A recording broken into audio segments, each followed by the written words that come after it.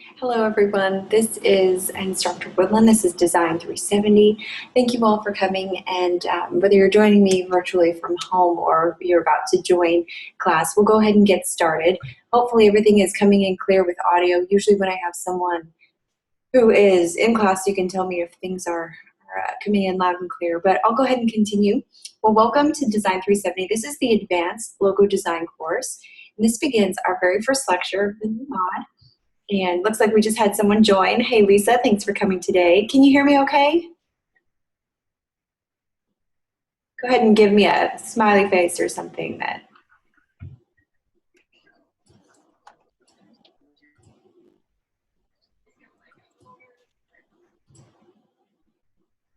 There we go. All right.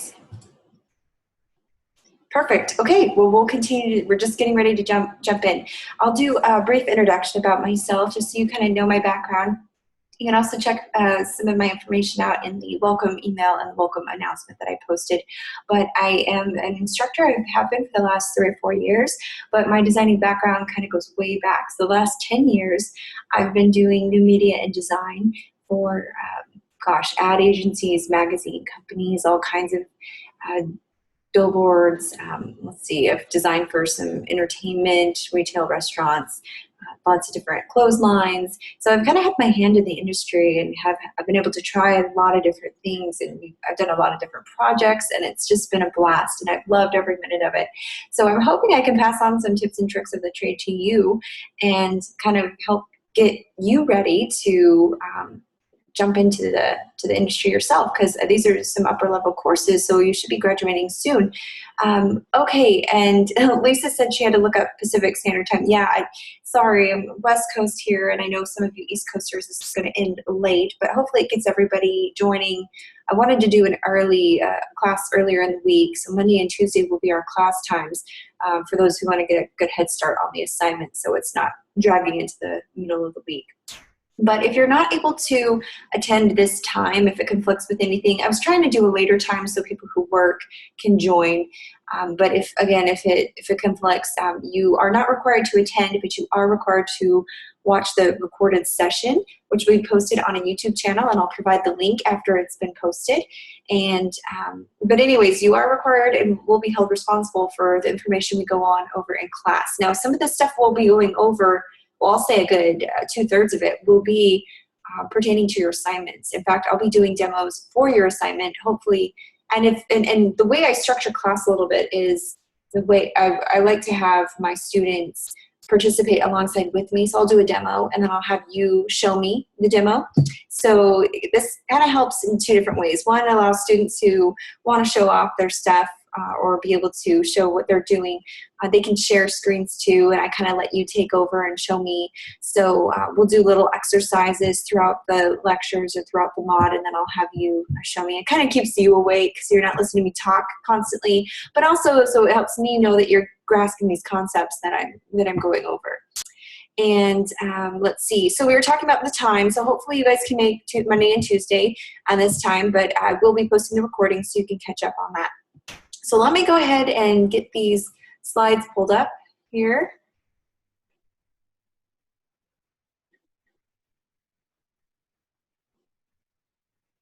All right, I got a lot of windows open, so I'm going to close out of some of these. I'm going to close the chat. I'm not going to be able to see it. Well, I probably should pull it up just in case you have questions. Okay, so Lisa, tell me a little bit about yourself. Since we're all here, I was hoping to do some introductions.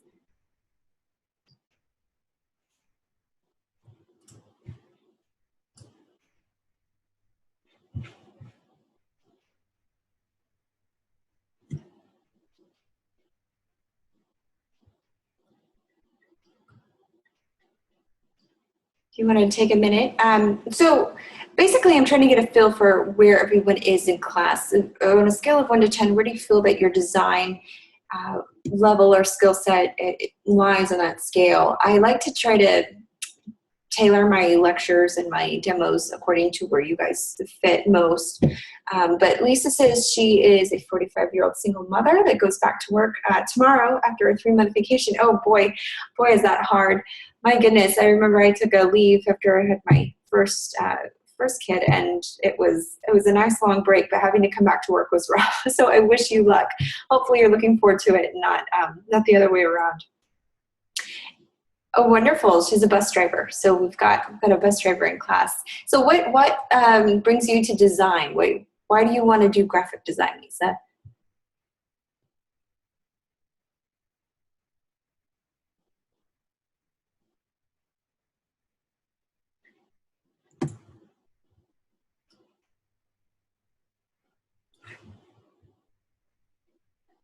Okay, so it's something that interests you. Wonderful. Well, that's how it starts. It starts with an interest and a real passion for wanting to create.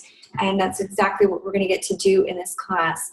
All right, so I'm going to skip a few slides here. I had a whole bunch of stuff planned, but I want to just go over the basics. The way that you contact me, this is going to be very important. So it'll be posted all over the course homepage and the syllabus. You'll see contact information in the emails that I send out. But just in case, this is my email address.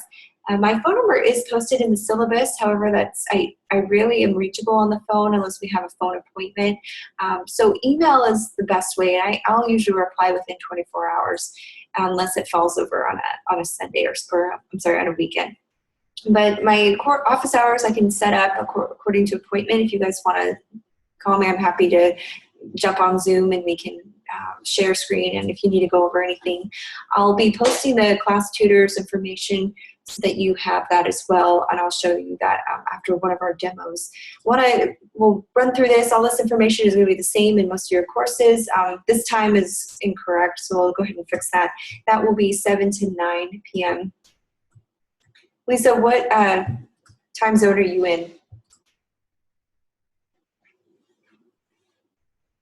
Eastern, okay, so it's going to end a little late for you. So if you need to bug out early, that's fine. I understand. You can catch the last of it on the recording. Let's talk about daily checkpoints. We're going to go over these few here. I'm going to help you out. There's some videos that are posted, so you can watch those. Please watch them. They are between 2 and 8 minutes long. On one of these, there's a video that you need to watch. But photos work very well in your logo design because they're inspiring to look at. Is that true or false? Obviously, the answer is here. But can you tell me why? Why do you think we can't use photography in logo design? It's a little different than page design, like layouts and spreads, things that you'd see in magazines or books. Pamphlets, flyers, posters. We can use photography in those, but a logo, why can't we use it in a logo? Well, this one is pretty interesting, and I'll have to show you a video on it. Exposure can be all wrong. Yeah, that's a great reason. There's actually a lot of reasons, so there's not one right answer, and there's not a wrong answer either, but exposure is one. Also, for photographs, pictures, they're made up of all these little squares, these little pixels. Have you heard that term before? That's how you determine size. So for photos, when they're taken, they're only so many pixels large or big, or the file is only so big, and you're not able to scale them or blow them up in large proportions while still maintaining the high quality and high resolution. The more you zoom in on a picture, the blurrier it gets. Have you noticed that if you've worked with Photoshop before? And that blurry effect is actually the pixels. You're getting larger and larger, but you're losing quality the bigger you go. So if you were to put a photo on, say, a business card, that's fine because you can see it. It kind of maintains its quality because it's small. But if you were to put that same photo on a billboard, my goodness, you would lose so much quality. If the photo wasn't just large enough, it would absolutely lose its quality. So what we do is we work in a vector-based program, which is Illustrator, and we work in vectors, and vectors are created from mathematical equations. And we're not going to get in the nitty-gritty of how that happens, because honestly, I don't know the mathematical equations that make the art or make the vectors, but we're going to use it, and that's how the program is based off of. So with this mathematical equations that go into the vector design, the more you zoom into a vector, it still maintains its quality, and you don't lose any, because it's not made up of pixels. It's more equations that expand as you zoom in. So as you're zooming in, it's also expanding. And so it's kind of cool because it's scalable. And that's what we want. We want a logo that's scalable. Something that can be small, something can be large. So the answer to this is false. We cannot use photographs in logo design. Now, you can use photos in page layout design, which is completely separate. But when you're designing logos, and so this is one question that you're going to be asked on your daily checkpoint, but also that you're going to be graded on in your first assignment. We're going to be creating a logo. If I see any photographs or pictures used in logo design, you're going to get a huge red X. That's not allowed. You don't do it in the real world. You can't do it in class. So hopefully you get a good grade on this daily checkpoint. The other one is art is an idea found in its perfect form. And this was a quote found by, I think, Milton Glasser. But watch the video. I think this was the one that had a video link to it in your daily checkpoint. And then the other one is fear of failure is part of Walter Landor's success. This is true. So as you're going through your daily checkpoints this week, hopefully this helps you get a little boost on the questions. And if any links aren't working, please let me know. Please respond quickly so that I can let the ADs know and have them go in and do all the techie stuff, and I can get back to you quickly. I kind of went through the first week, so we shouldn't have any bugs this week. Let's see. We'll have some readings. Let's jump into class real quick because I want to get to the fun part, which is the design. So I'm going to teach you some basic concepts through these slides here, and then we'll go over the actual application part in just a minute. All right. So what do you know about logos? What have we gone over so far?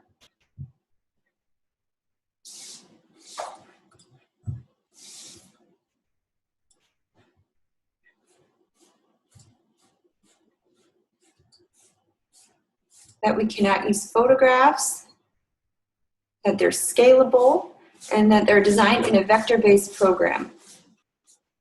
So you guys are probably familiar with the structure of this class. It's going to be structured mostly, well, like your other classes.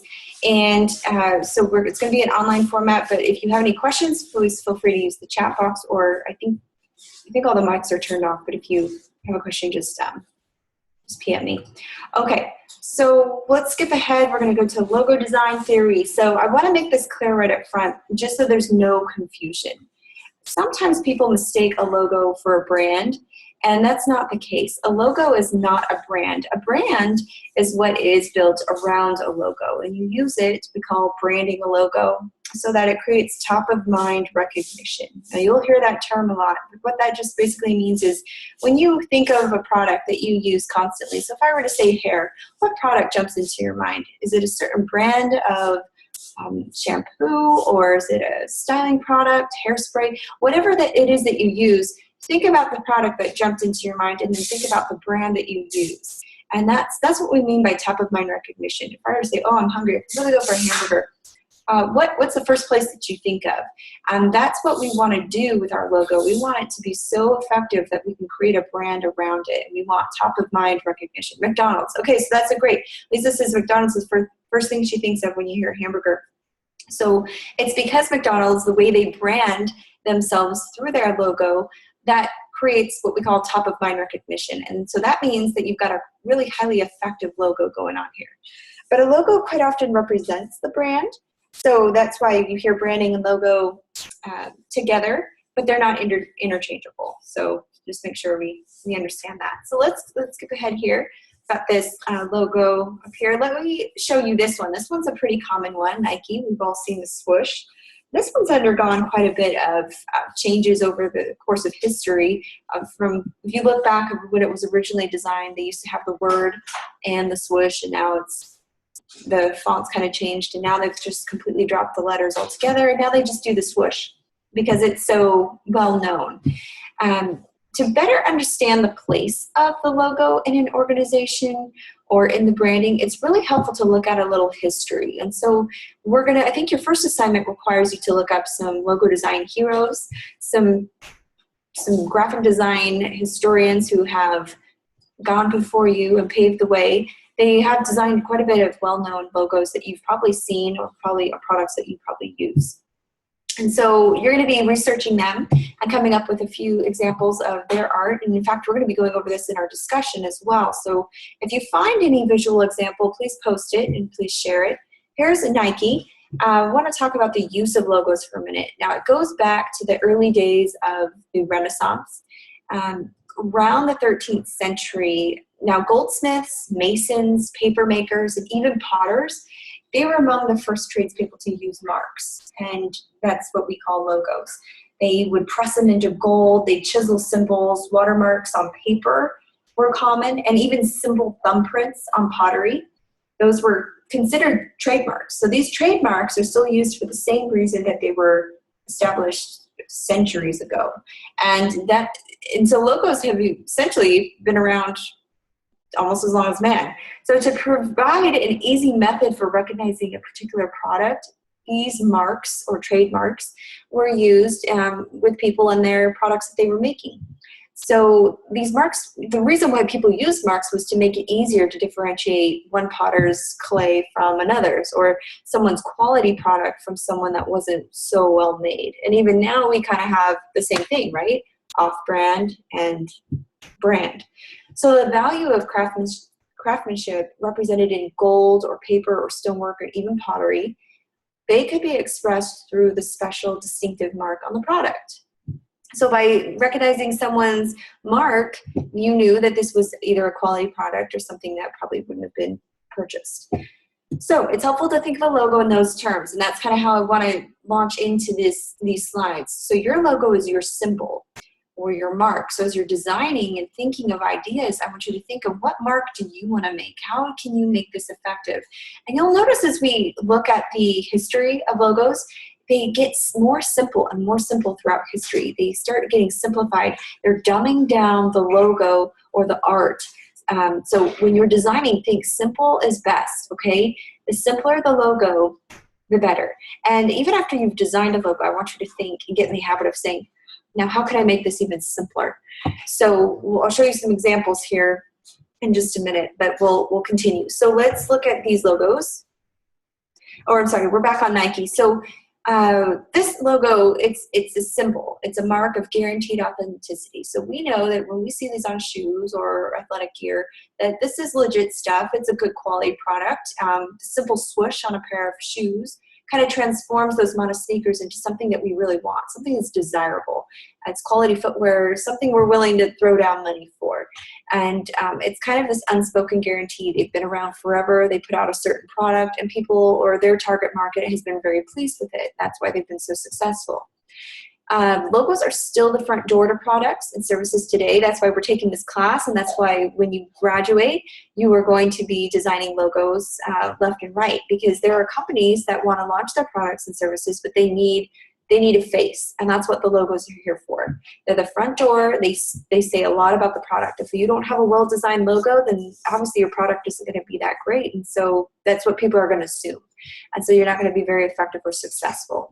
So people will pay some good money to have a good logo designed. Now and the reason why is because it's the very first impression that a potential customer or supporter of an organization is going to see. So people do judge a book by its cover, and this is kind of what's going on here with logos. That's why it's really important that your logo is very accurate, that's an accurate representation of what we call marketplace positioning. It's a representation of your personality or of the company's mission. For service organizations that have invisible offerings, they don't have anything tangible, they don't deal with products, just services. The logo often represents the offerings. What are they offering and the quality of the service? So don't underestimate the importance of the logo. This is very important. Here's some common logos that you might have seen, products you use, TV shows, things that you can recognize very easily.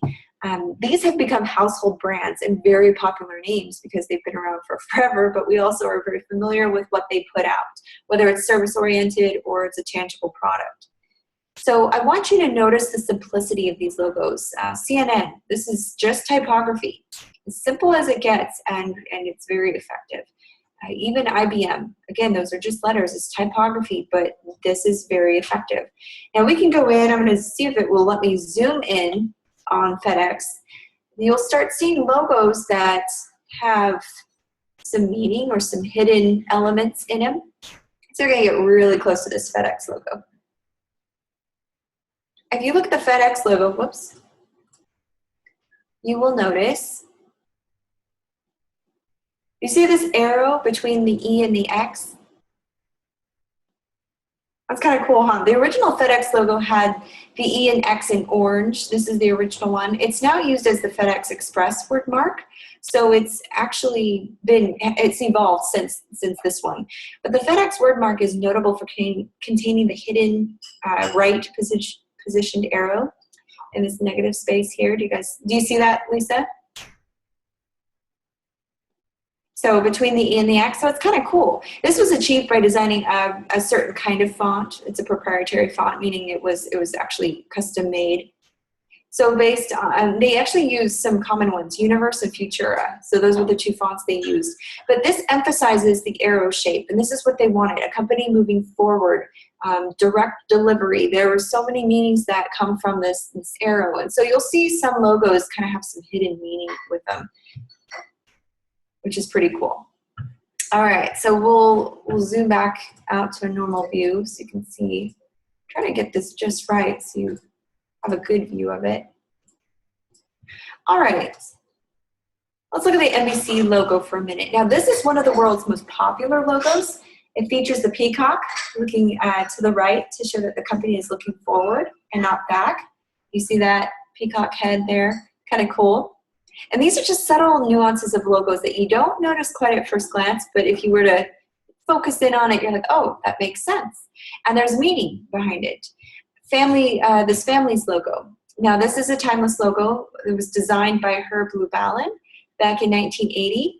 And these I's and the L in the word family, it's being used to represent people, which makes sense. It's actually a very creative way of using an effective letter mark symbol.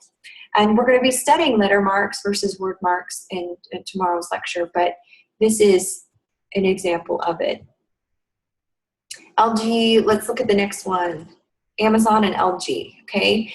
Amazon, it looks like nothing amazing in itself is going on here, but it contains two subliminal elements that I want to talk about. And the reason why we're analyzing these logos is because when you're designing yours, I want you to have some thought behind it. There's always meaning behind a logo, and there's always some kind of message that you're trying to send to the public or to your target market. And so it's important as we analyze this to kind of see what other companies have done who've gone before you or before the companies that you'll be designing for. Now with the Amazon logo, the first element is the Amazon smile. Do you see that yellow arrow? This is promoting customer satisfaction. It's a promise from the company and a guarantee that you would be pleased with their products or their services. So this smile arrow here is literally pointing also from A to Z, showing that the variety of products that they offer. So it's kind of cool. This LG logo, some people believe that it's Pac-Man hidden inside the LG logo. This would be more of a common response that I get from students. And they're right, it's pretty cool. The Goodwill, this is just the G, the letter G in there in the type. They've turned it into a face. It's kind of cool. I see that everywhere. We have lots of Goodwill stores wherever we're at. So I see it often. All right. So let's talk about the evolution of famous logos. You're going to be studying designers. I talked about simplifying a logo. Now look at this very first one, 1900s up top left here, the Shell logo. It was just a basic black and white seashell. And as it evolved over time, they started putting the letters in, Shell, the company name, in the shell, trying to keep the red and yellow. They added a red background, and eventually they just dropped the letters and simplified the shell even more. So it got simpler over time. And this is almost this is about 90 years, a 90-year evolution here on this logo, so it's pretty cool. Let's look at Microsoft right here. Now in 1992, Windows 3.1, this was the logo, was a literal window with four panes in a black frame. Let me see if I have that example here. Nope, I don't have it. That's okay. Anyways, when Windows XP was released in 2001, this logo was minimalized down to just one four-colored colored window panes floating with no frame. But this was one of the original logos too, that I think we see now. Let's look at Volkswagen. Now the original VW logo, we see this all over, whether it's on billboards or cars driving around. But this was originated in 1939, and this feature bumped teeth around the circle to make it look like a gear. That's the first one, second one we see. Had long arms rotating around the circle. The arms and gear bumps were eliminated by the time World War II ended. And in the year 2000, VW colored the logo blue and silver. And now we have this one. So this one undergone like a lot of changes. Have you noticed, what's one company, can you think of one company that's just recently changed their logo, that's been around for quite some time? I've seen it advertised on TV.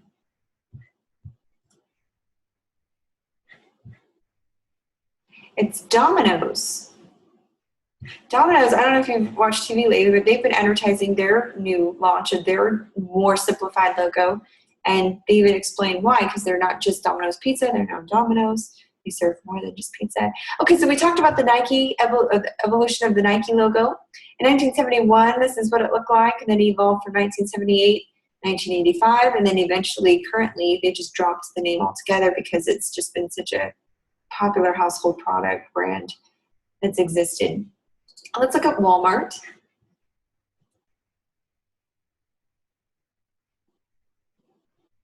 All right, so for Walmart in 1962, Walmart began its business with a simple logo. It consisted of its branding in a font that's available to its printer. So pretty basic, but over the years, the logo remained almost the same, except for the use of different fonts and colors. And you'll notice how using a different font will change the look altogether. I mean, in 1964, 1968, it almost looks like a Western take in Western shop. But it wasn't until 2008, just a few years ago, which was the last time they altered the logo, that Walmart used both caps and small caps to spell out its brand name. So just little subtle nuances, and then it's evolved to, whoops, what we've got now. There we go. Let's look at Pepsi. This one also evolved quite a bit. We can kind of see the evolution of this one. It was originally a red script on white, but now they've completely evolved, way more modern. Pretty cool. Let's look at Apple. Now, the first Apple logo was created in 1976, but you can't even see what it is. This was way before even logos there was an ART2 logo design. It's actually Sir Isaac Newton discovering gravity, sitting under the apple tree. So in the same year, the logo was switched to one of a shape of an apple. So even in the same year, they didn't like that logo. It was hard to tell what it was.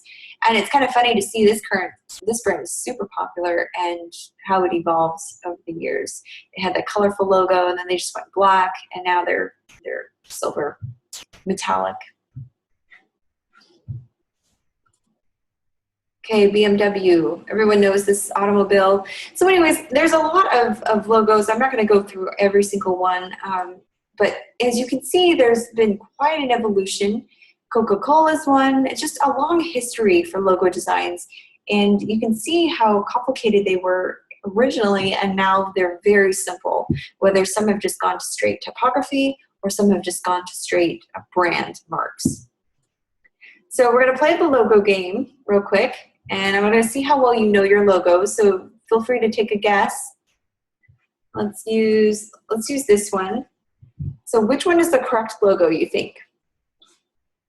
And this is hard because there's little differences to them. Just take a guess. Okay, so Lisa guesses C. It's actually A, and I would have guessed C too. The only difference was the color switch. So again, it's just a little detail like that. Okay, good guess. Let's try Hard Rock Cafe. Which one do you think is the right one? Again, this one is so hard because if I wasn't putting this quiz together, I probably would have gotten all the right answers. All right, so Lisa says D. I would have said B, but the answer is C. Okay, so this one, we're here. This was the correct one. What about Amazon? We just saw this one. Got any guesses? B, that's correct. Very good. We just went over this one. A to Z. That's right. That smile. What about eBay? This is another logo that we see a lot.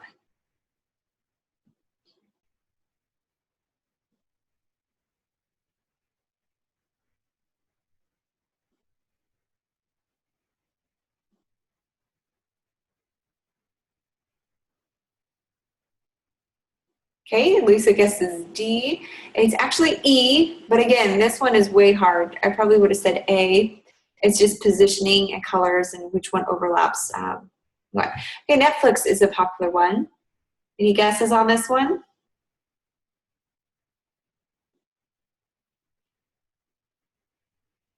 Okay, Lisa says A. It's actually E, but again, you would never have known.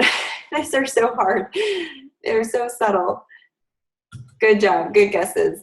All right, let's talk about logo design here. Let's talk about the 5 ingredients to effective logo design. You're going to need this for your assignment. You will be graded on this. Your logo needs to be simple and legible. The viewer, or me in that case, should get it immediately. I need to know what message you're sending, what message the company is sending, and what kind of company it is immediately. And I need to be able to get a sneak peek into the brand or the mark itself. So the challenge then for you guys is to create a logo that is simple and immediate without being boring or institutional. So we want to be able to kind of use designs and typography in an interesting way, but remember, we keep it simple. Your logo should convey a sense of emotion and personality. If we were designing a logo for a kindergarten or for a preschool, and we were and a logo for a law firm, I think our fonts and our colors and the personality would be totally different. Would you agree? We'd probably use more of a fun, colorful, have more of a fun, colorful logo for the preschool, and then maybe a more serious, professional look for the law firm. So just keep in mind of the genre that your logo falls into, the industry for the company that you're designing for, and try to keep that in mind and do some research before you start your logo design. The third one, your logo needs to express a tone and a voice in your brand strategy. So as you're designing logos, I want you to think, if a businessman walks into a boardroom with a really loud, garish pink flamingo print tie, that tie would speak very clearly to everyone in the room, even before the businessman uttered a single word. It would kind of talk about his personality a little bit. So in the same sense, a conservative silk tie will also speak, and I say that with air quotes, in an entirely different voice. So just remember, your company's logo can act as the reputation that precedes you into the marketplace or precedes the company into the marketplace. So make sure that you're using good colors, you're using appropriate fonts. Your logo needs to be flexible, and it needs to work well in a multi-channel sales environment. So not just on letterhead and business cards, but it needs to work in all mediums like web and full color printing and some media like TV. So we're going to talk about the design process a little bit. Oh, we were going to go over word mark and letter mark. So let me show you this real quick.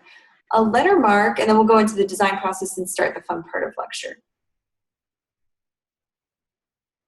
So the first logo type is called the letter mark, and this is just a simple icon. It's made out of the initials or abbreviations of the company sometimes. Maybe it's an idea, just a picture. Some famous examples are the GE, VW, HP logos. The only thing that appears in the logo is the letters. Okay, so in this one, this is the letters used, the G and the C, or the G and the D, great idea, and the I. It's actually a really clever logo. And here's the letter mark for the company, great idea. And this logo uses the G from the word great, the I, and D from the word idea to form a really unique and memorable icon. And they even have this light bulb here that they've created. So I think it's really clever. A word mark, however, is mostly the actual name of the company. Okay, most commonly it doesn't even include an icon. It's just a simple typographic idea that's typed out. or stylized. A brand mark is actually the symbol or the icon that you'll see. So in the Nike brand mark, or the Nike brand mark is the swoosh, if that makes sense. And then you'll see a combination mark, and that's just a bunch of both. It's the combination. You've got the brand mark, and you've got the word mark. So people looking at your icon really need to know exactly what it means just from the graphic. But this is an example of an icon for the logo and the word mark attached to it to kind of explain it. Okay, so let's launch Illustrator. We'll go to the fun part. Lisa, do you have yours up?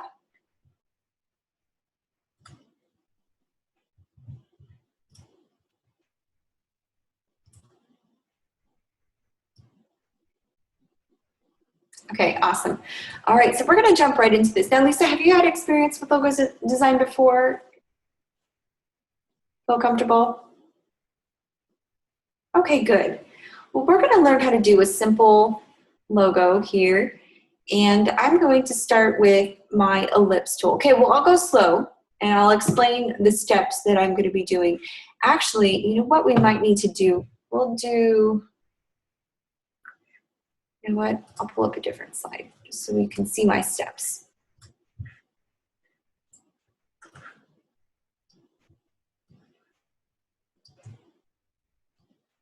Here's the class tutor information. Misty Porch, she is excellent. If you need any help on your assignments, please set up a time or go to the open lab to get some help. Now, I have had students who are great designers go to the tutor and have them kind of pre-grade their work and give them critiques before they submitted. And it wasn't because they were incompetent or weren't able to do it, they just were smart and they utilized the class tutor for lots of different things. Even if you just want to get more familiar with Illustrator. And this is the main program we're going to be using, so hopefully you've had some experience, you are familiar with the tools. We're not going to go over the basics of tools and where they are. If you have any questions, I'd be happy to answer them, but we're going to go right into the design process, okay? So we're going to talk about the design process and how it started, or not how it started, but how we should begin. So one of the main aspects of the branding process includes logo design. And we just got done talking about how important it is. And your logo or your brand mark, in other words, really needs to reflect your brand accuracy. And it kind of plays a huge part and a huge role in your brand recognition. But this doesn't mean that the branding process ends when you've developed your logo. Branding takes a lot of time and commitment, and we've seen that. So let's talk about the logo design brief. Usually, the project starts when we receive a detailed design brief from a client. Someone will sketch something or draw something. And this is an important part of the designing process because it provides us with really important information about our clients' insights, the company needs, the expectations, and their target market, who they're trying to appeal to. Understanding the nature of the project is beneficial for both the designer and the client because this saves both of them or both of you a lot of valuable time. So usually it starts with a stylish graphic work, this art here. In this top left, you can see the fist. That was a drawing that was rendered, just a sketch. And then it ended with this here on the right. And we're going to go over the steps here to see how it was done. Okay, so basically your company has hired you to do a logo design. They've expected you to create a very easily recognizable, stylish graphic. And this needs to express the characteristics of the company. So you're going to be doing a little bit of research. That's the next step. And research will mark the second stage of this design process because it means that you're going to spend a lot of time on Google. You'll be looking on the internet to see what similar companies are out there, initially doing research of the industry that it's a part of, getting to know your client's competition, and current design trends. So what's trending in design? How can you create something effective? Third step is visualization. Now, pencil drawing, like you saw here, is usually the beginning. Or if you see a photograph, you can use this as inspiration. We're not using it in our logo design because this is a logo. It's vector-based, not a pixel raster image. Now visualization, now this funnest part, because this is a fun part, because after we've gathered all the knowledge, after we've done the research and reading, brainstorming, we are actually ready to start visualizing our ideas, watching them come to life. And this is the fun part of logo design. It usually take the pencil drawing on a piece of paper. This is usually my favorite method when working on the initial concepts, but this is just a matter of personal choice. It can start with a photograph if you want. But knowing when to stop and take a break has proven to be helpful at this point too, because sometimes it can get overwhelming with the process. But another method that's proved to be very helpful is visualizing your ideas, taking your photos, taking pictures of things that you want to create into a vector, and that's fine too. But again, usually the most common is the sketched art piece. So let's look at these drawings, these renditions here. Based on the photo image that we saw with the fist, you can see kind of highlighting the fist outlines can serve as a good starting point to developing this specific logo. You can see how it evolved, try to simplify it even more. But once you're past this point, once you've come up with something that's modern and stylized and easily recognized, simple, then you can move on to the computer design. And this is where we're going to start. So go ahead and get Illustrator pulled up.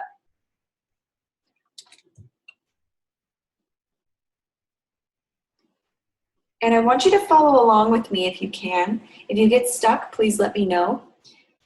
From the toolbar, you're going to choose the rectangle tool. And I'll go over these steps. I'll let you look at this real quick and try to get a head start. But I'll go ahead and pull up Illustrator. All right, I'll let you see the slides in just a minute.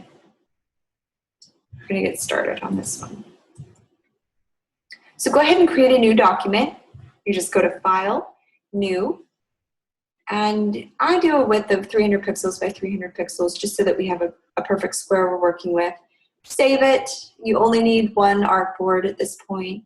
If you're creating multiple, you need multiple. You can hit OK, and this will give you your artboard.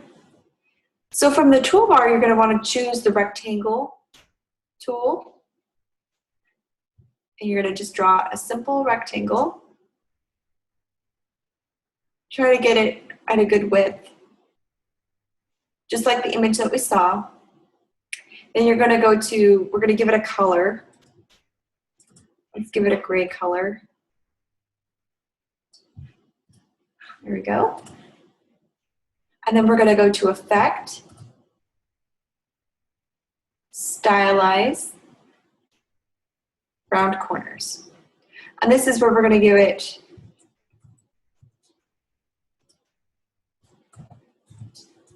some rounded edges. We want it to look like an oval, slightly.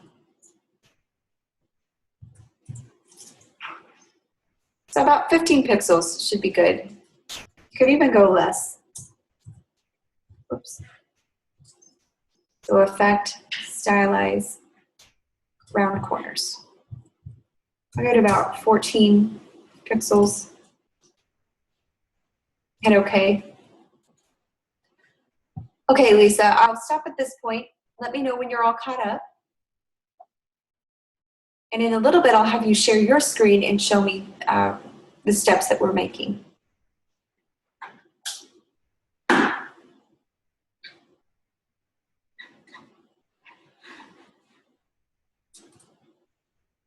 Okay, so you'll end up with a shape that looks like this. I'll zoom in so you can see what I'm doing. We're going to want to copy and paste the same object. So you're going to click on New Object and slightly increase its height. So what we're going to do is hold down Alt, and you'll see the black and white arrow that appears when I hit the Alt key. If you're on a PC, it's Option. Or I'm sorry, if you're on a PC, it's Alt. If you're on a Mac, it's Option. So your Alt Option key. And then you just click and drag directly over. And it's very helpful to have your style guides on because this will guide your, make sure everything's lined up properly. You're going to have the new shape and kind of lift it up a little bit more. You want some height to it because remember, we're doing that knuckle effect. And you're basically going to do this 4 times. So 1, 2, hold down Alt Option.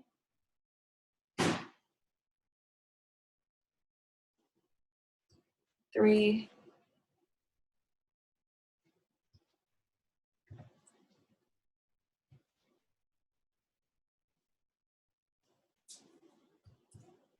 and 4. And I'm just trying to even out the spacing. I have to zoom in a little bit to get it even.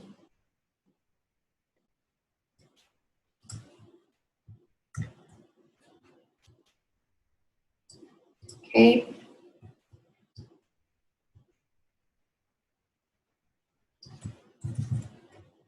If you really want to get accurate, zoom all the way in.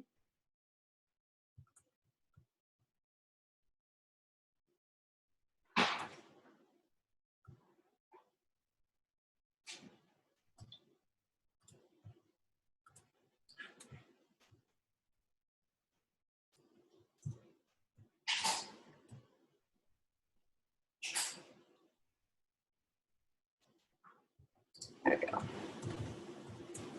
Okay, and then with each one, you're going to raise it a little higher. You kind of want this tapered effect, so it looks like a hand. So just increase the object's height to resemble the different size of human fingers or your fist. That looks about right. You'll copy and paste the smallest pinky finger, and the new object will represent the thumb. Okay, so we're going to copy and paste. So again, hold down your Alt-Option key, click and drag. And then if you hover over any of the corners of this object, it will give you this curved arrow with 2 points. And that means that your rotate tool is activated. If you click, you're able to rotate. And this will act as the thumb. All right, Lisa, how are we doing? Do we have our knuckles? Do we need a little bit more time?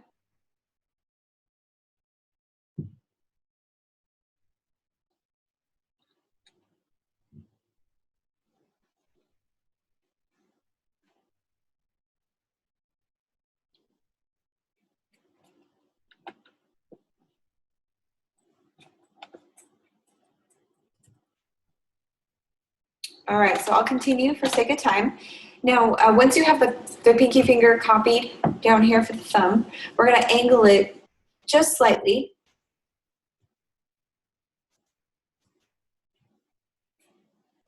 Just going to rotate to the desired position that you want. We're going to overlap it ever so slightly on this hand.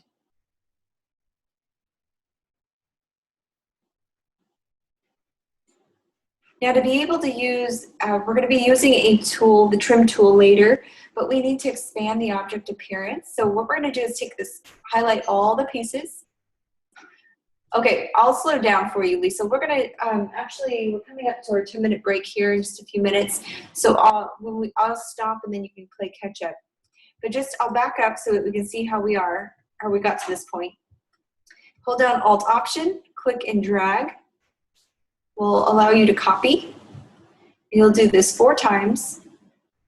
Actually, with each one, increase the height ever so slightly, and then copy it. Drag it.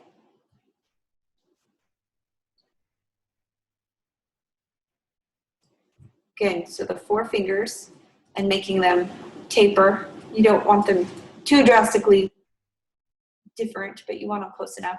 And then you'll take the pinky finger, hold down Alt-Option, click and drag.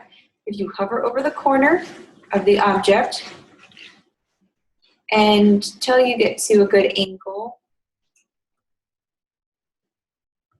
like this. And then I'm going to take all of these objects. If you click and drag your mouse over all of the objects, hover over the corner and just rotate it to the side here. Just like that. So it's like someone kind of angling out a punch. And I'm going to fix this thumb here because I want some realism in the way it's angled. Just like that. So to preserve the continuity of the design, we need to separate the thumb from the fingers, right? Because right now it just kind of blends into one another. But I'll wait for Lisa to catch up. So Lisa, do you want to share your screen and show me what you've got going on?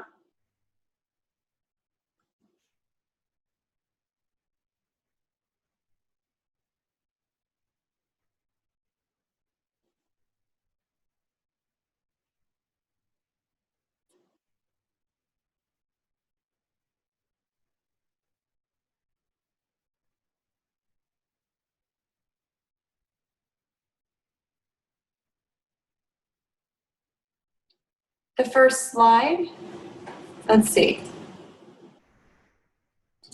I'm on Illustrator here.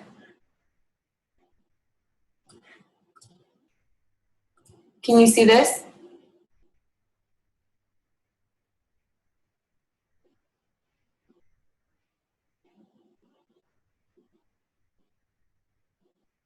Oh, okay, okay. So let's start over. Let's do this again.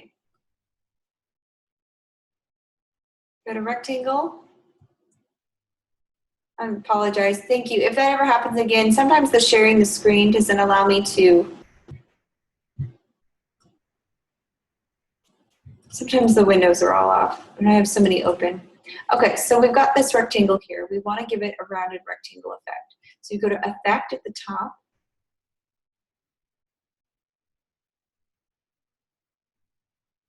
And then, Effect Round Corners. And I give it about 14 pixels. Hit OK. You know what? I'm going to give it even less than that.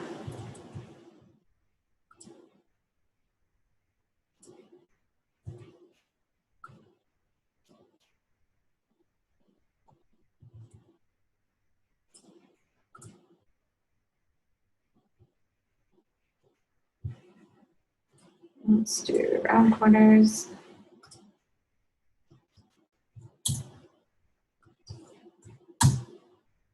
We want it to be pretty round. Probably 9 pixels. That's good. 9 pixels. All right, so once you have your pinky drawn, you're going to click Alt-Option and drag it over. Raise it a little bit.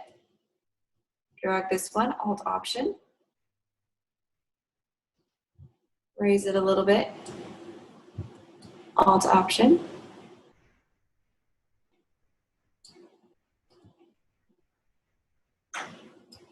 And then raise it a little bit. Probably not that.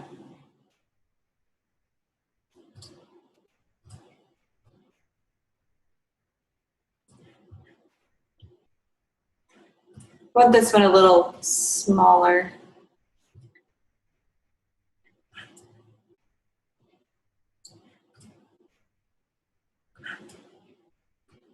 Here we go.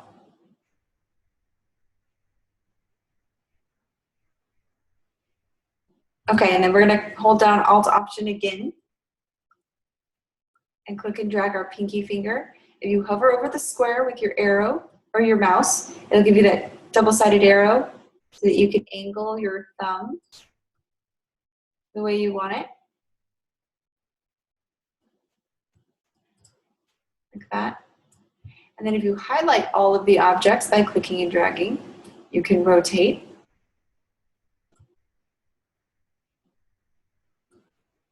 And I want to give it a slight angle, so it's like it's punching.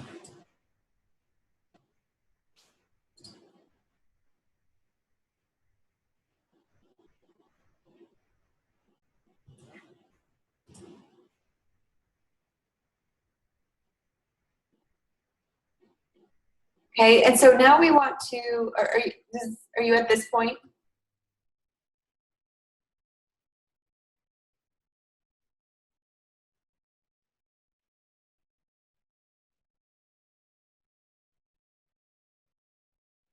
Getting there? Okay, no problem. So we're going to use what's called the trim tool, and we're going to want to go to Object, and highlight all of the objects first. Make sure they're all highlighted. Go to Object, Expand Appearance. And this now converts it, ready to be able to convert it in its own. You can merge objects, you can trim them. We're going to use the Pathfinder tool. But to preserve the continuity of the design, we really want to separate the thumb from the fingers, like I talked about, so that they're touching. But first, we're going to create the thumb contour. We're going to work on that a little bit in just a minute. So then deselect. And I think this might be a good place to take our break. So we'll take our 10-minute break. When we come back, I'll finish the tutorial, and then I'll teach you one more, and then you guys will be home free. Hopefully this will give you an opportunity to kind of expand the tools a little bit. Do you have any questions before we go to break?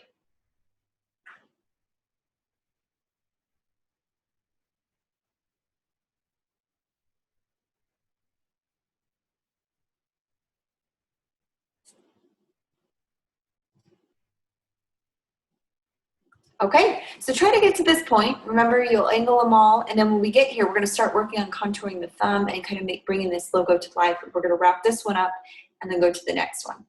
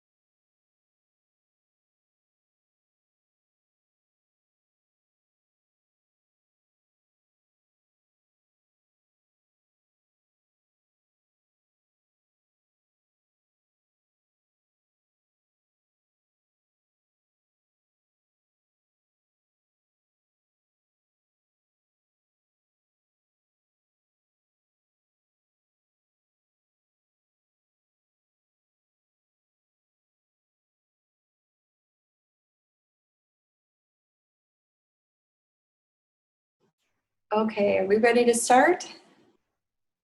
Lisa, how did your fist come out?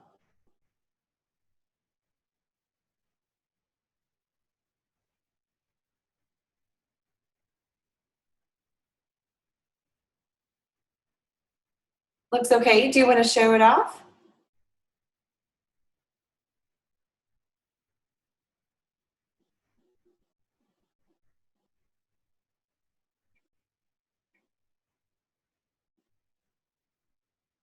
Sure, why not? Okay, I love that. All right, I'll go stop share and let's do, can you click on share screen?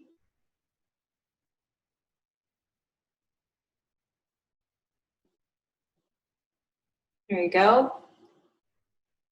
Show me your, hey, beautiful job. I love it. Perfect. I like how each of the fingers looks slightly different size. You've got the thumb angled just right. You've got the fist at a tilt. Excellent. Great job. All right, let's see how we click out of here. There we go. Good job, Lisa. Way to catch up. All right. So now, what I should point out, just make sure your stroke is set to transparent, okay? Then you give it a transparent stroke. And then we'll go on and move to the thumb, okay? So you're gonna select your thumb, and this is where the contouring is gonna go in. You're going to go to Object, and then you'll have your drop-down menu. Click on Path, and then Offset Path.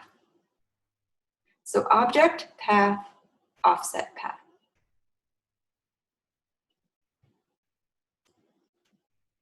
And you'll get here. Let me know when you're at this point, when this dialog box pops up. Give me a I'm ready or good to go or thumbs up.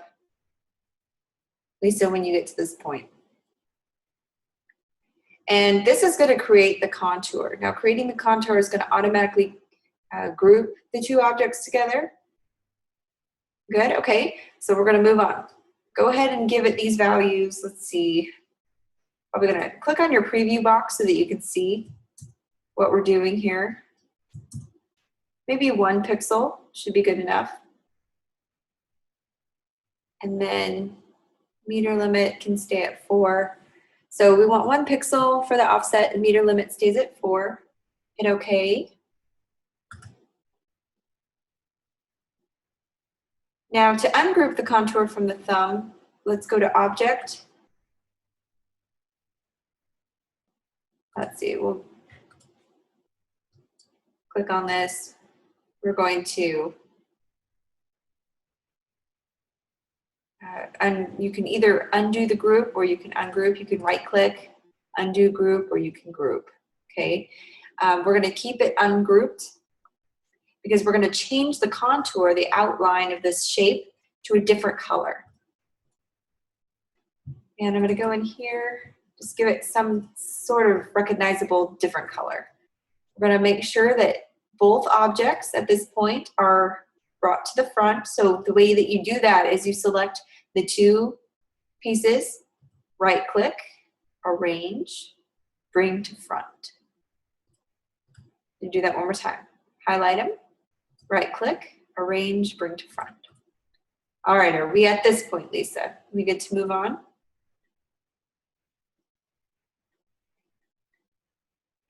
Because the next step is we're going to be trimming the 2 fingers with the contour. And we're going to do this, and it's going to give a really cool effect to it. So select the object, both pieces, because you'll notice they're in 2 pieces now.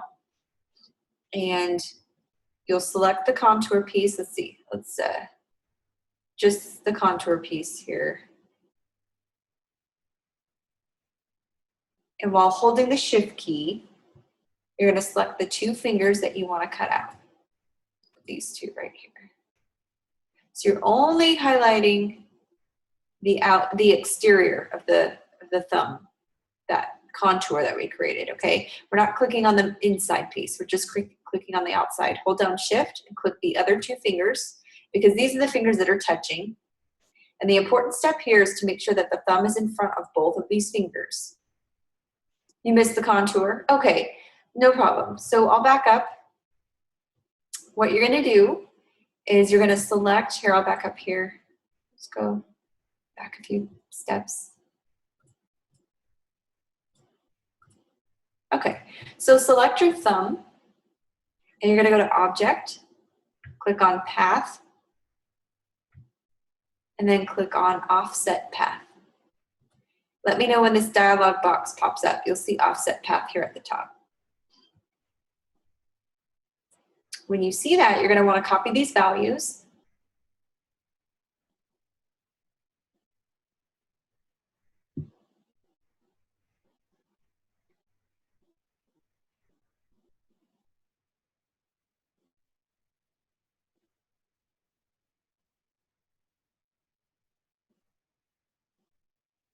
Okay, do you see this box?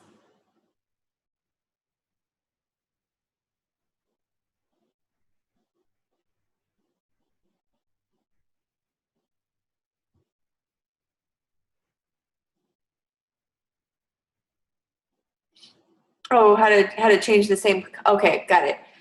Okay, so we'll hit okay, highlight him. The outside one, you're gonna double click on your fill box, and you're going to pick just a different color. It doesn't matter what it is, we just need to be able to see it, all right? And you'll highlight both of them and make sure they're brought to the front. Are we at this point?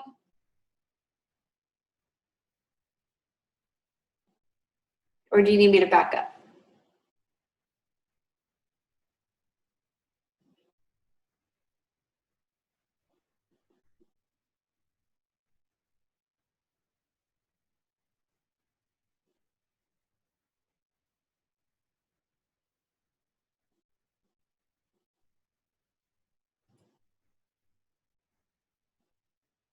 Because this is the contouring part that I was talking about.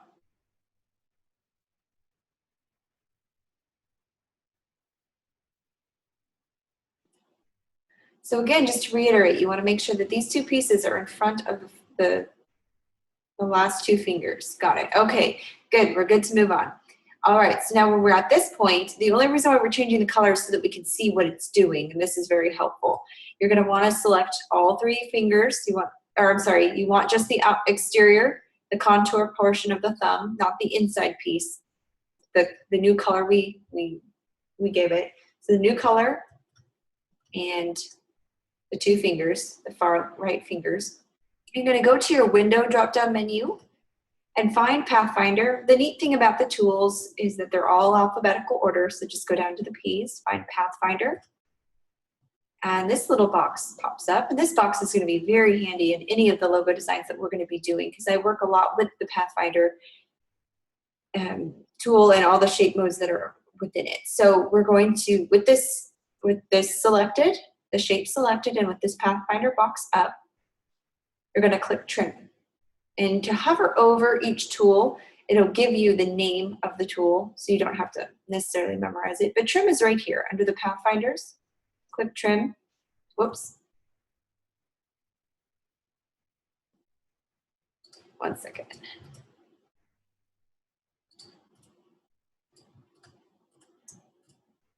Oh, that didn't work either. Let's do something different. So we can get this.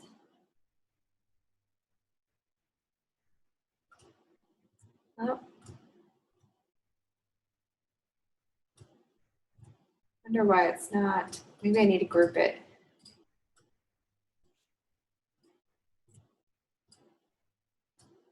Well, there's another way around it. I'm not sure why it's not working. We'll go to Pathfinder, click Trim. Let's see, we've got each of the pieces highlighted that I need. Maybe I group them all. Let's see what that does. No? Well, I'll tell you what. Here's just an easy fix. If you click the contour piece that we just created and change it to white, do a stroke. Let's see. I'm just going to copy. Hang on. Plan B. Let's see if this works real quick.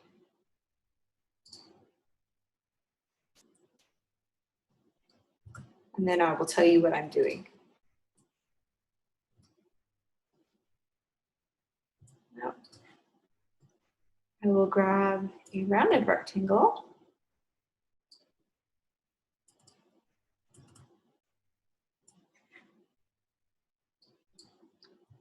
And we're gonna beat it at its own game. For some reason, the trim isn't working. I am probably doing it wrong, but for sake of time, we are going to just do this. This might be good to see too. There's always a plan B when something isn't working. There we are. Okay. Okay. Same effect, just different way of going about it.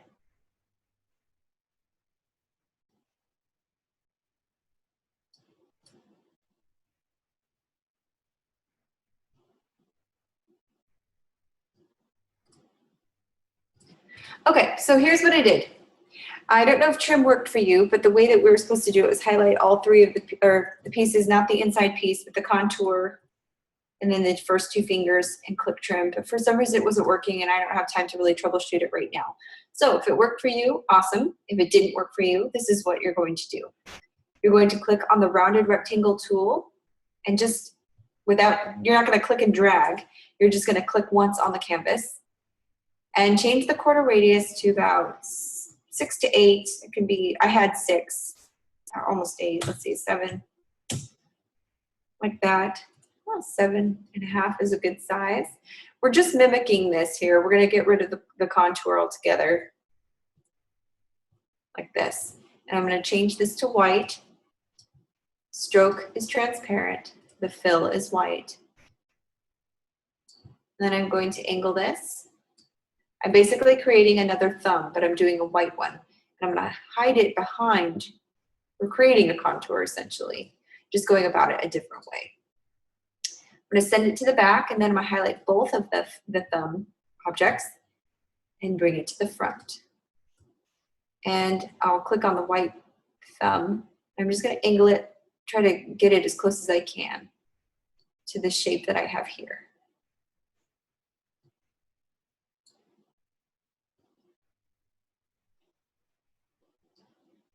There we go. And what this is doing is it's kind of giving this overlap feel, make it look a little bit more custom.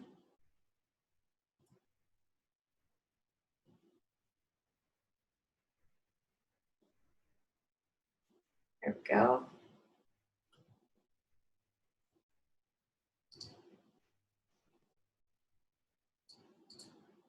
Just like that. All right, so this is a little confusing, but what I did was, because the trim wasn't working for me, I created a contour essentially. I grabbed the rounded rectangle tool. I clicked once on the canvas. These are my values.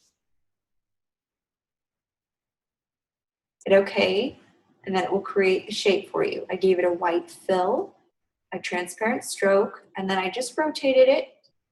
Basically, I was making a copy of this exact same thing. And I sent it to back, right click, arrange, send to back. And by doing that, I'm able to position it behind the gray thumb and give it this white outlining. Give it a little bit more custom look. Did you follow that, Lisa? I'm sorry for the setback. Does this all make sense? Okay, good. So having our logo mark created, we really want to apply the company name now. This is what we would consider our brand mark. And we think the best way to do that would be to create another simple rounded object. So you could even grab the rounded rectangle tool. Okay. And we're going to put the name on here. We're going to give it a color that really stands out against that gray, something that adds a punch. I'm going to just do a bright red, because this is a very good color that goes together. Gray and red are really good colors. Now this rounded object is going to contain the name of the company. So this is where we're going to type the name. So from the toolbar, you can choose the rounded rectangle tool that I did, again, and draw a simple rectangle like you see here.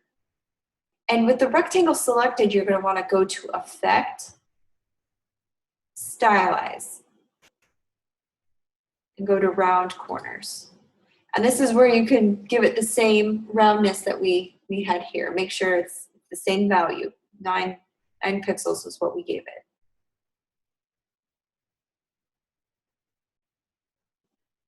And this is going to give the rectangle a semicircle roundness. This is important to have continuity. All your shapes are the same roundness, same size.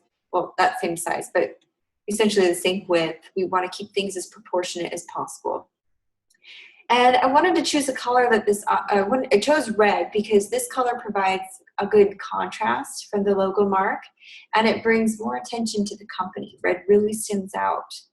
And I don't know if you've taken a color psychology class before, but they go into the reasons or to the emotions that color creates.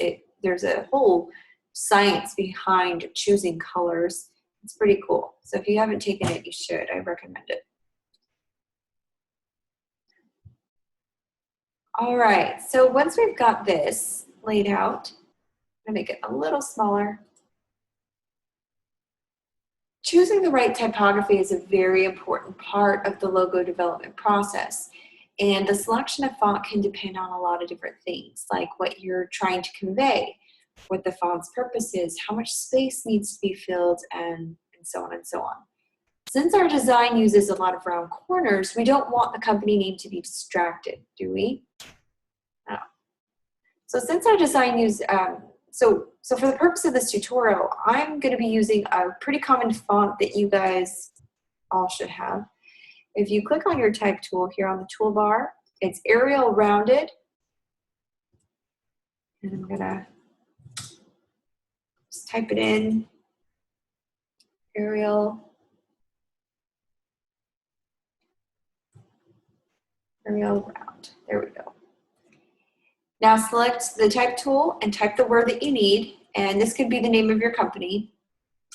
This company, let's give it some initials. I'm going to create white font, transparent stroke, a white fill, transparent stroke. I'm going to place it right here, right in the middle of the circle. And I'm going to make it big, but not too big. Right here. So make sure it's evenly displayed, kind of centered in that circle there. Here we go. So how are we doing, Lisa? Are we getting close?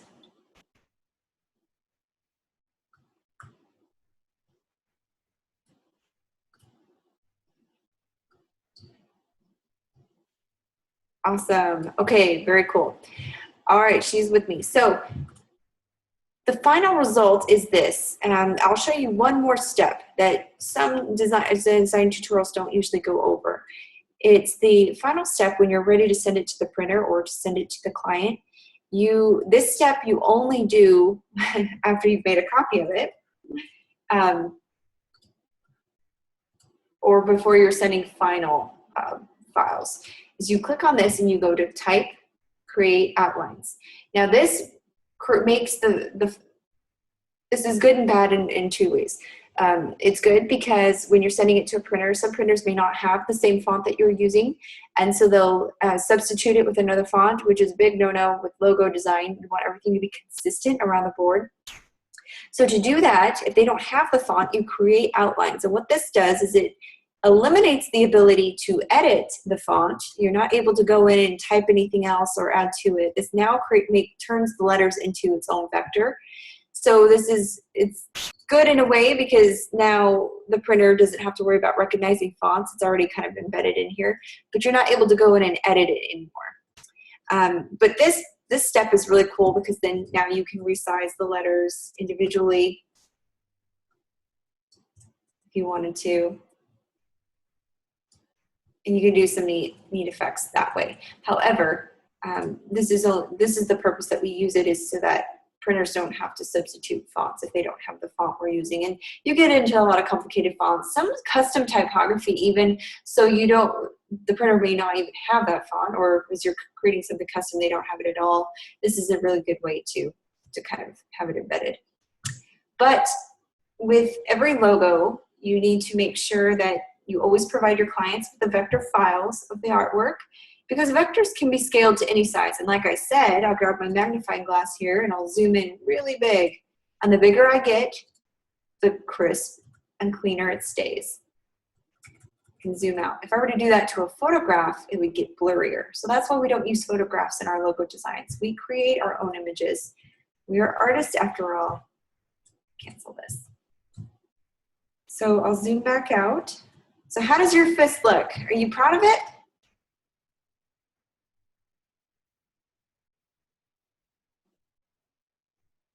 Awesome.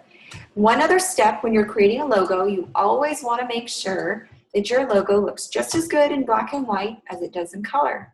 Because if it does, you'll know you have an extremely effective logo.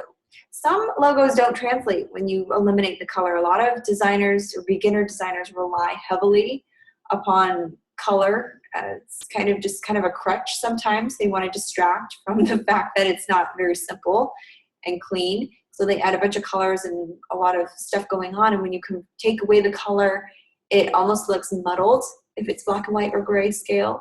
And so it's very important to have a very crisp, clean, simple logo so that when you convert it into black and white, it looks just as effective. And I'll show you this here.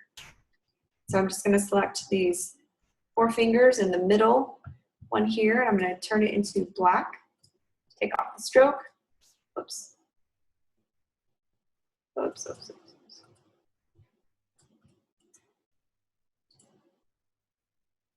Go.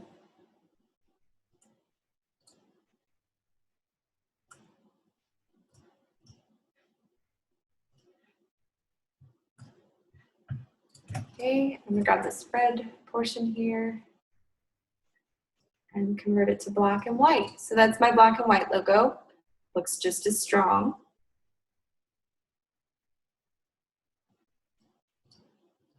So this might be a good habit to get into after you create a logo, to make sure that you eliminate the color and it still stands like it's still a strong brand, or sorry, still a strong logo to carry out the branding.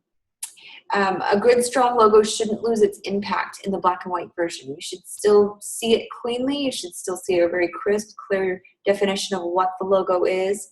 And if anything, it should stand out more in the black and white version. Let's talk a little bit about corporate identity. I'm going to go back to this slide here.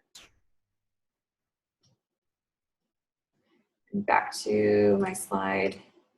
So here are the steps. This is just a brief preview, and then what you're going to do with corporate identity. This image here, you can see a great example of a consistent design and creativity and professional appeal.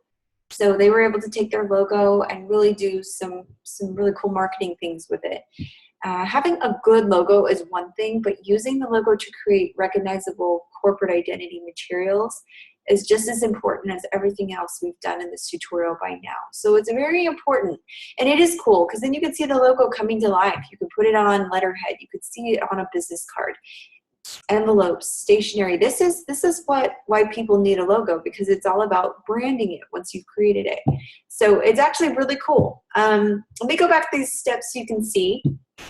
This is the computer developing step where we rounded the corners out. So I'll show you these slides. So if you want to recreate it instead of listening to me, this shows points when in fact it's pixels. I had different values here, so mine was in pixels, not points. So the values are a little off here. We trimmed, contoured. This didn't work so well, so I just went about it a different way. Sorry for the hiccup. And then this is where we drew the red rounded rectangle. Stylized it a little bit, give it a rounded corner. We added some text, we created outlines, and then we created our black and white version. So this is the final result. It's pretty cool. Are there any questions about this tutorial? Were you able to get the result that you wanted?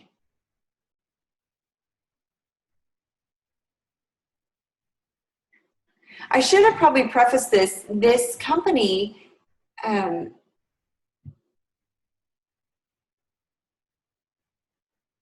you think it looks good? Okay, good. I'm glad.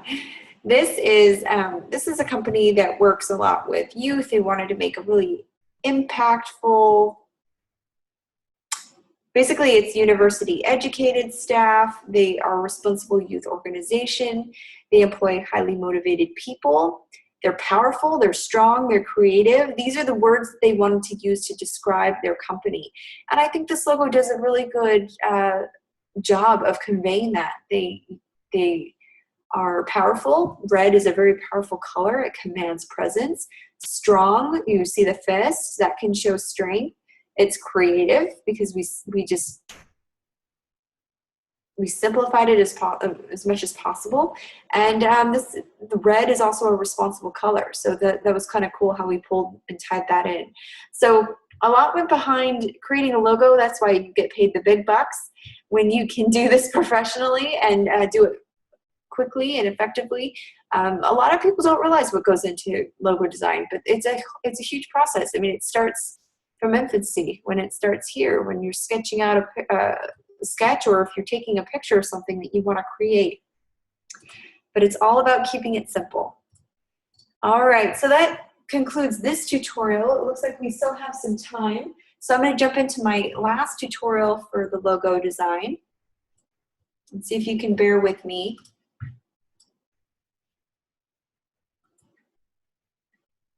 All right. Close out of here. Maybe if I close out some windows, this should be a little easier to see. Okay. So let's move on to this one. This is my ordinary logo.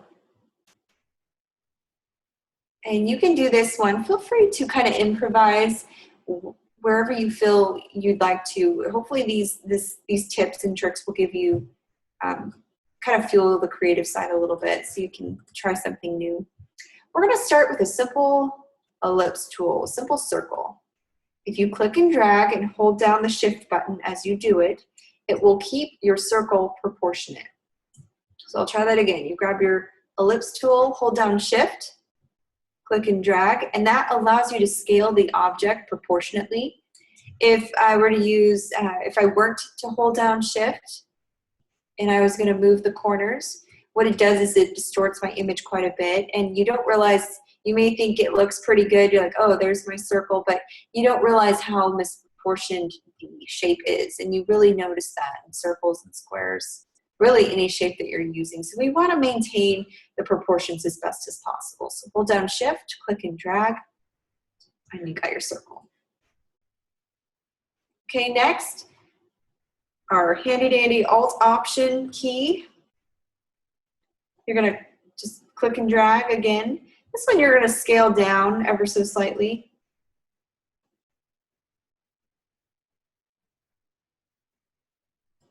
Probably around there. And I'll zoom in here so you can see what I'm doing.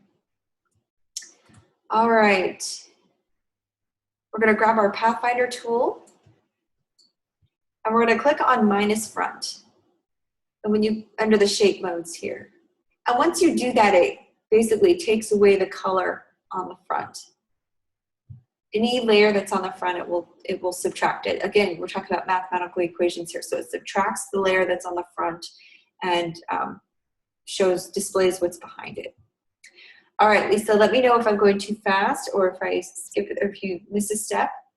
I'm just gonna kind of breeze through this one a little quickly since we're short on time, but I'm happy to slow down if you'd like to do this. So we have our circle. I'm going to give it a gradient. And you can pull up your gradient dialog box. If you don't see your gradient dialog box, there's also your gradient tool here, or the letter G on your keyboard. Also, you can find it by clicking on your drop-down menu, going to Window. Again, it's alphabetical order. Make sure gradient is selected, and this is what will pop up, this box here.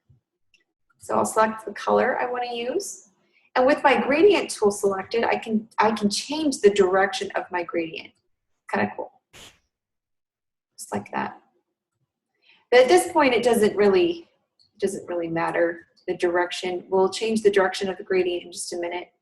So let me see if I can, I'll just do this one for now. So we'll select the gradient, and then I'm going to grab my rectangle tool, or rounded rectangle tool. And I'm going to draw a very thin bar, and I'm going to line it up in the center. Again, use your smart guides so that you can make sure you're placing it right where it needs to go. So you should have a circle and you should have your bar. And I wanted to do a thin bar, something like this. With your bar selected, you're going to click on your rotate tool, or double click on it, I should say. And my rotate tool is about halfway down my toolbar. It's got it almost looks like a circle with an arrow. Do you see that, Lisa? The rotate dialog box should have popped up. Do you see that?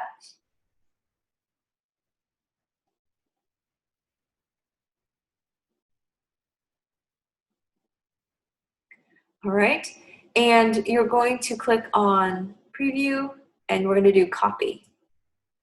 And it's just going to copy at the angle I gave it. So I gave it 30 degrees. You can adjust the degrees on if you want them closer together. I'm just going to keep hitting copy until I go around the circle entirely. Double click on it to pull it up, hit copy. All right, so that brings me full circle all around. I'm going to select all of my, click and drag and select my wheel here. And bringing up the Pathfinder toolbar again, you're going to go to minus front. What that does is it individually it divides the circle, but now each piece is its own piece of the puzzle. Do you see that? It's kind of cool. So with all the pieces selected, or we're going to grab one. Let's grab one here. And we're going to change the color. So it stands out kind of like this one here.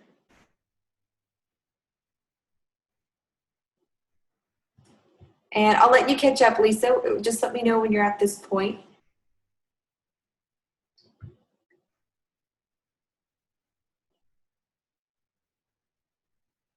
If you'd like, because these are all individual vectors now, what we need to do, you're fine. What we need to do is select all the pieces.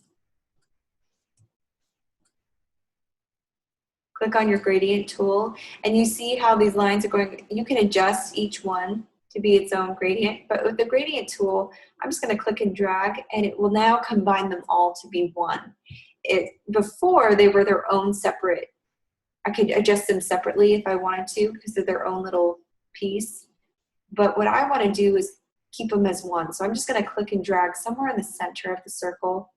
And I want to do so maintaining, want to get some color in this white here at the bottom. Let's see here. Getting there.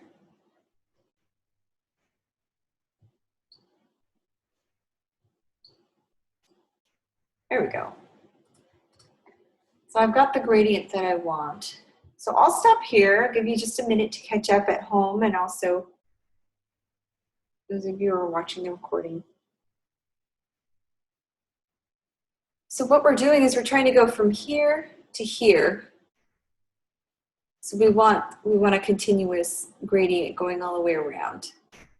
And the way that you get that effect is by going to using your gradient tool and kind of clicking and dragging around the circle, and experiment with the direction of the gradient too. It doesn't have to be what I have. If you want it going, if you want it being circular or linear, it's up to you.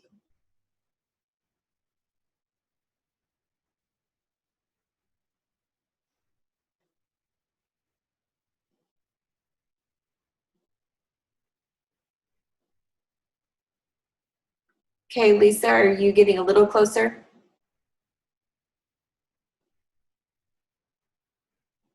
Would you like to share what you have so far?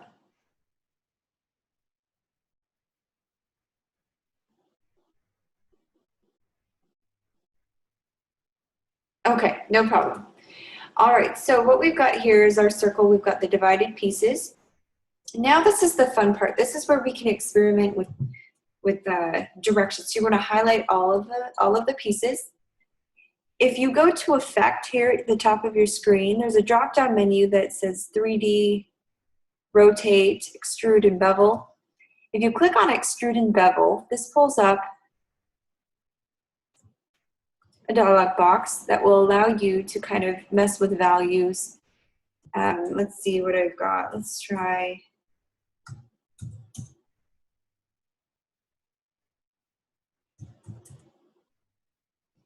I don't think that's it. Oh, you know what? And then your extrude depth, you want to be very small. Here we go.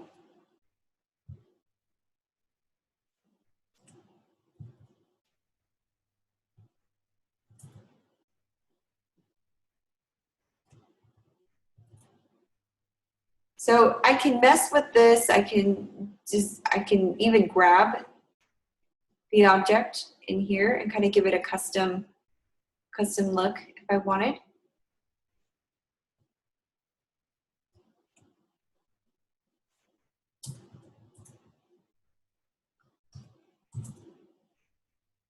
So it's whatever you want. You can play with it, make it custom however you want. But this is what I ended up with.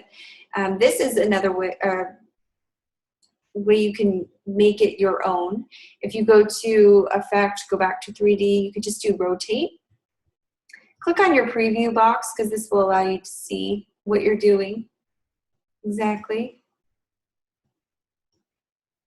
So you can rotate it, you can adjust the perspective of it. But my favorite effect to add to it is using the transform, or I'm sorry, the perspective selection tool.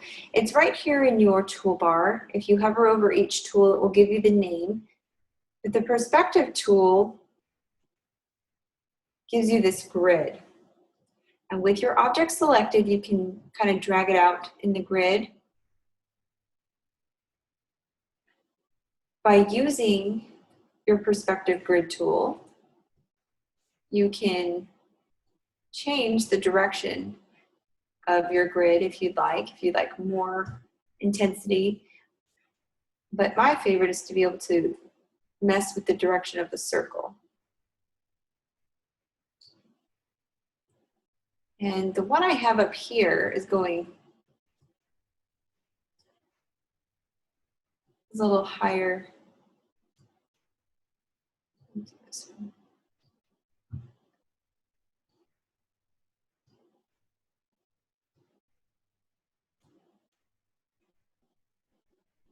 And just kind of mess with the shape until you get the desired look that you want. Again, there's no right and wrong to this part. It's just whatever appeals to you, whatever gets the effect that you want.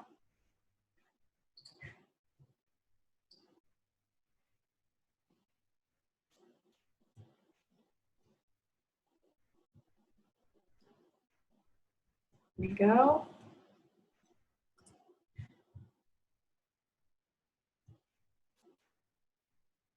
Remember to hold down Shift whenever you're dragging something though, because this will help you maintain its shape.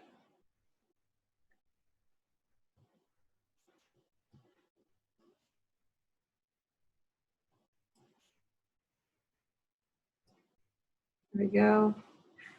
That looks more like what I want. Bring it over here. When you're done, you can close out. There's a little box up here at the top left or top right.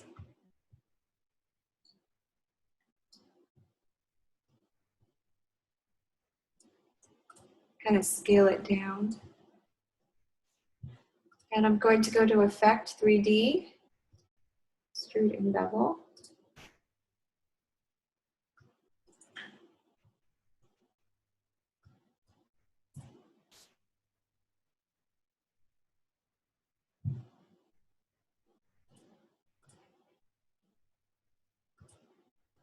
And again, you can just play with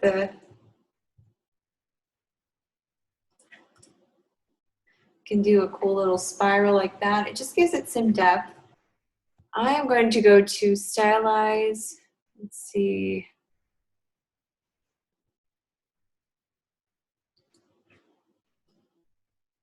You can add any effect that you wish. I'm probably going to use extruded bevel is kind of cool, so I'll stick with that.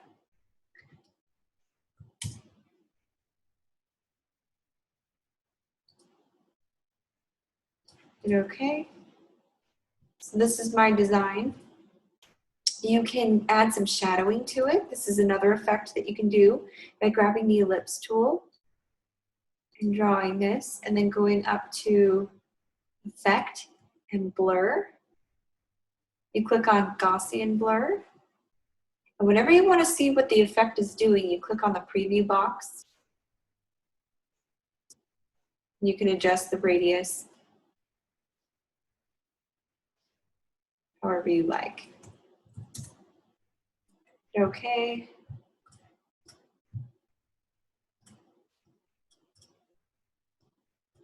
You can adjust the opacity so it's not so in your face.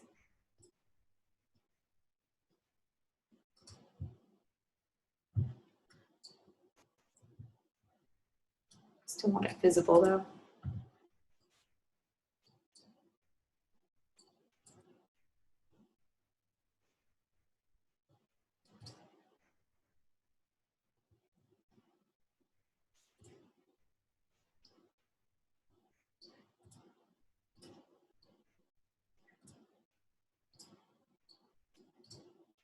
There we go.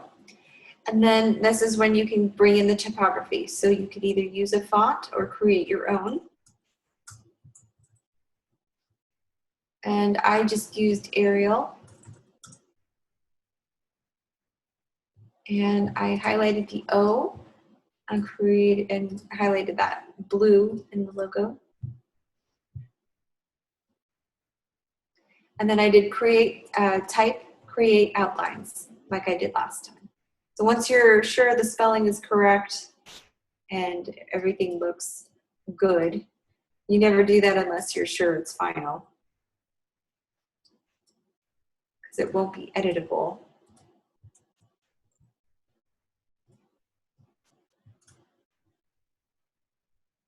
And I'm going to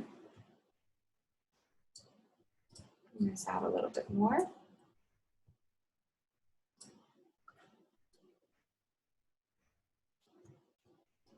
Oops. So again, this allows for some creative interpretation for sure, but hopefully this gives you a good starting point when you're creating your logos of how to do it.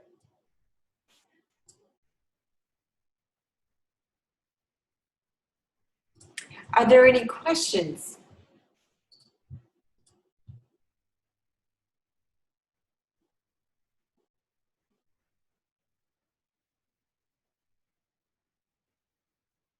Before we conclude.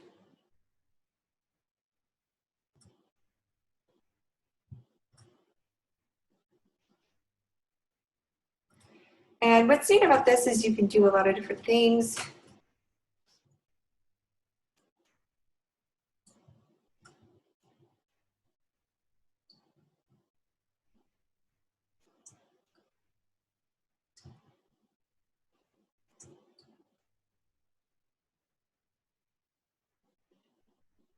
You can do different effects.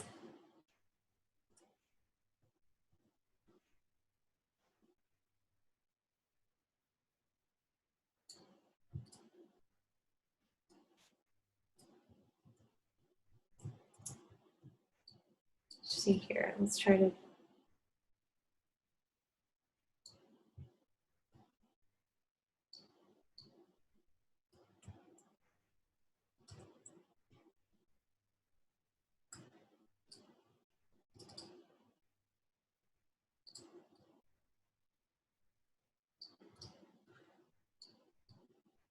A lot of different things you can do to play around with it.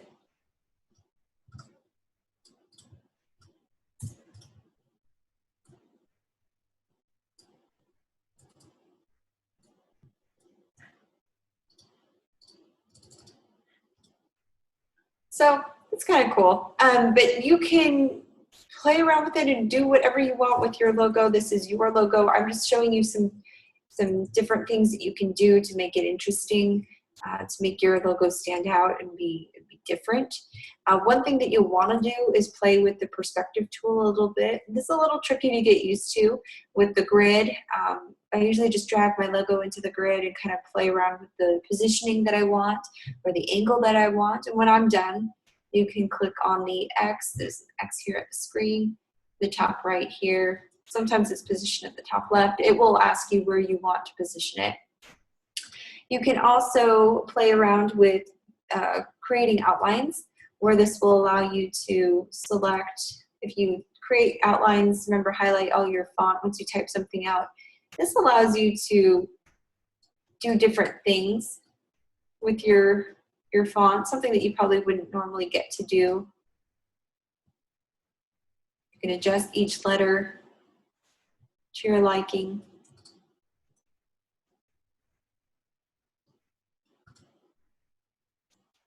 You want to make sure that, the thing with logos is you want to make sure it's clean and proportionate. So letters all need to be proportionate sizes. You don't want any large letters stand out unnecessarily. Colors need to be very uniform, very clean. Remember, keep the logo simple. You usually have a brand mark, you usually have a word mark.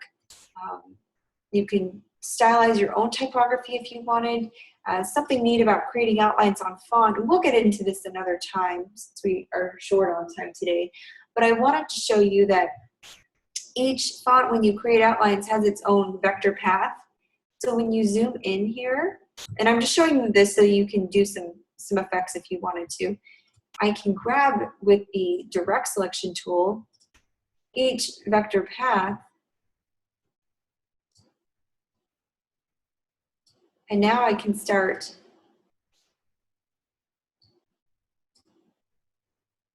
doing some fun things with it.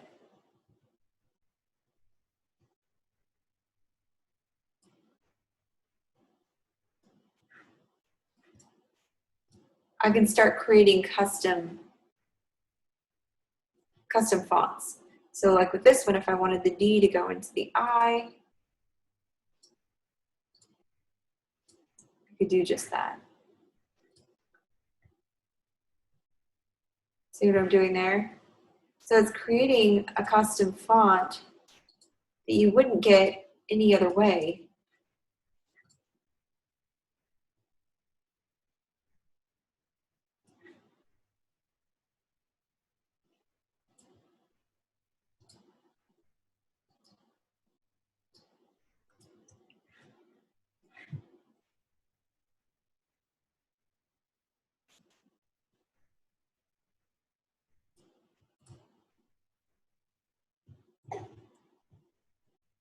But again, with logo design, you definitely want to keep things simple. I'm just showing you this would not be an idea with this logo, but I'm showing you that you can change up things if you wanted to add some flair. But again, the simpler the better, cleaner the better. With logo design, you just want to keep it simple. Again, a logo usually contains some kind of a logo mark, brand mark, and you also have basically your word mark. And you want to tie in elements, whether it's color, you want to keep things consistent. If I were to do this in black and white, I think it would hold the same effect. Put this here. Copy this over. If I were to change these to black,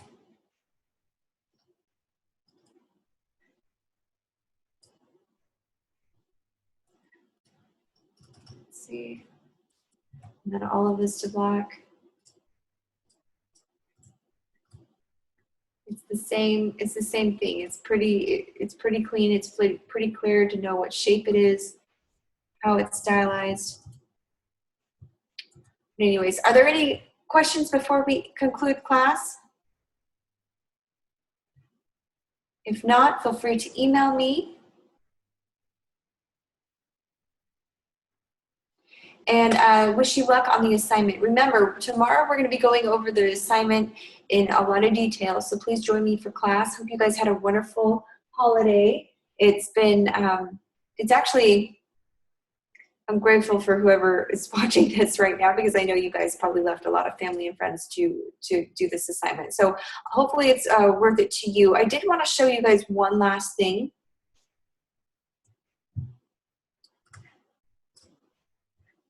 Before we jump in, you will need to know this for one of your assignments, the letter mark, word mark, brand mark. So remember the brand mark, like in the logo, the LTD logo that we designed, we created the fist, and the word mark is the name of the company, LTD. And we didn't create a letter mark, but we did create a combination mark where we had the brand mark and the company name combined.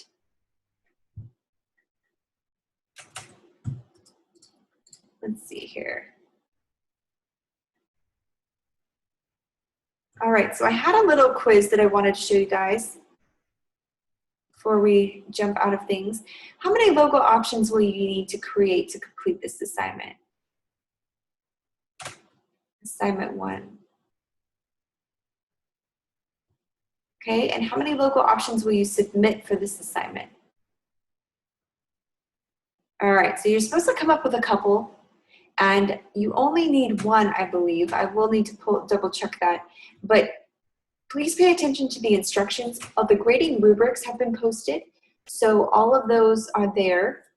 You also will need to make sure that you read the grading rubrics in complete detail. The only thing is I grade from the grading rubrics, so I don't want you to feel like we missed anything else. So you should know exactly what you're going to be graded on. All right, and then please participate in the discussion. That's how I keep attendance. The one thing about this class is I do allow late work up to about a week past deadline for a 20% deduction in the grade, but I don't allow late discussion posts. So please make sure that you understand that discussions show active participation in class. So if you're not posting, you're not active in class, there's no real way to make that out, because it's not fair to the students who are there. So make sure you're in the discussion. In discussion 1, you're going to be reading through the list of logo designers posted under the reading and lecture notes. Let me know if that link isn't working. I checked it last time and it was, so just pick 3 that impress you the most from that list. And then I want you to discuss their views on what makes a good logo design work. I want you to review any pitfalls of logo design that they offer, and identify and discuss examples of the work of each. And then maybe if you tell me what specific skills that you think that designer brought to the table, what did they bring to logo design work in general, what makes it unique. And then you can talk about qualities which make each one stand out as a logo designer. So after posting your initial discussion, I want you to respond to at least 2 other classmates' posts. A lot of students forget this part, but it is a big part of your grade. So don't forget that in order to get a good grade on your discussion. And you're going to need to have your posts made on 2 different days. You also need to respond to 2 of your peers' comments. So don't forget to do that stuff. This is pretty easy way to get a good grade. And email me if you have any questions about the assignment, or if you need to get a certain effect in Illustrator. But also contact Misty Port. She is the new tutor for this class, and she is awesome and very willing to help. And like I said, her lab hours have been posted, and I will send out an email for you guys. But that concludes class today. Please let me know if you have any questions, and we'll see you guys tomorrow.